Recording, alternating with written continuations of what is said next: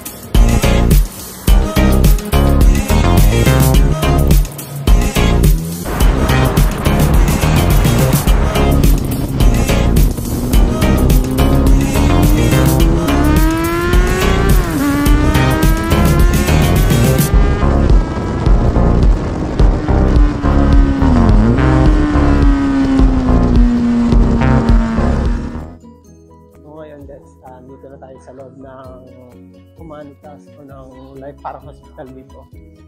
So ngayon kukuha natin yung resulta. So I hope na okay na kasi meron alas 4 pa yon.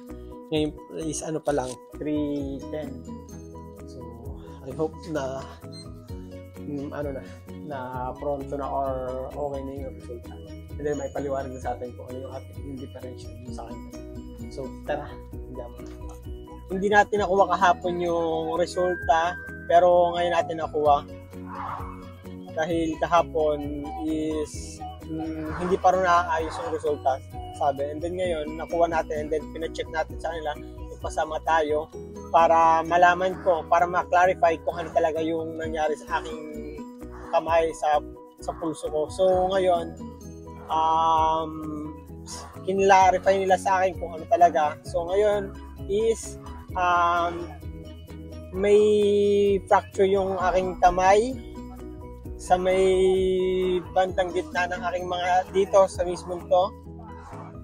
May fracture dyan, and then nadugo siya. So yun yung sinabi sa akin. Then kaya ako kailangan ko ulit magpa-check ulit sa kung ano yung kailangan gawin, kung o-operahan ba siya or kung anong therapy ang gagawin para maayos yung aking fracture dun sa buto ko. Kasi nasa buto mismo siya, yung fracture niya. Hindi naman daw ganun kalaki, kagrabe yung fracture, pero fracture pa rin siya. At saka nadugo. Yun yung sabi sa akin. So kailangan maayos din. So ayun lang guys. And then ride seat tayo lagi sa ating pagra-rides. So ayun ang proper wearing suit like helmet, guwanti, and then jacket. So yun lang ang masasabi. Doble ingat lang tayo, di ba? Kaya kahit anong gawin natin, kailangan pa natin mag-ingat. Doble ingat tayo lagi. Kasi may mga pamilya tayo laging ating babalikan. So ride safe and God bless you all.